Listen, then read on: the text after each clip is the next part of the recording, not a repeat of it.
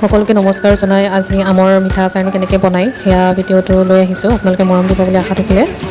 যিহেতু মই প্ৰথমবাৰৰ বাবে বনাইছোঁ সেয়েহে দুটাই আম লৈছোঁ, কাৰণ বেছিকৈ ৱেষ্ট হ'ব বুলি অলপ ভয় লাগে। গতিকে ৱেষ্ট হ'লে কমকৈ হওক, যদি খাবলৈ বেয়া হয়।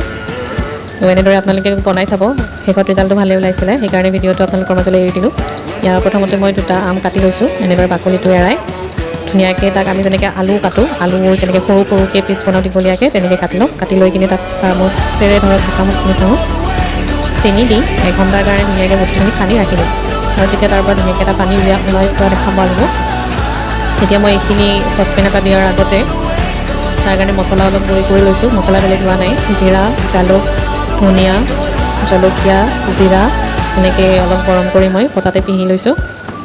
এতিয়া পেনটো গেছত উঠাই দি তাত সেই পানী যিখিনি হৈছিলে, পানী আৰু আমখিনি তাত দি অকণমান সময় লৰাই তাত নিমখ অলপ দিছোঁ। আৰু যিখিনি মছলা মই পতি থৈছিলোঁ সেইখিনি দিয়াৰ আগতে অকণমান গুড় দিছোঁ, কাৰণ গুড়টো দিলে ধৰক কালাৰটো অলপ ভাল আহিব।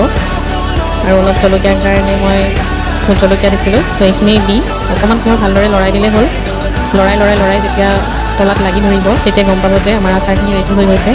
আৰু মই এনেদৰে দুটা আমৰ বনাওঁতে ধৰক ডাঙৰ চামুচেৰে 5 চামুচমান হ'ব, আৰু ইমানখিনিয়ে ওলাইছিলে। আৰু খাবলৈ বিৰাট টেষ্টি হৈছিলে। গতিকে আপোনালোকে এনেদৰে বেছিকৈ পৰিমাণটো লৈ বনাই ষ্ট'ৰ কৰি ৰাখি থ'ব পাৰে।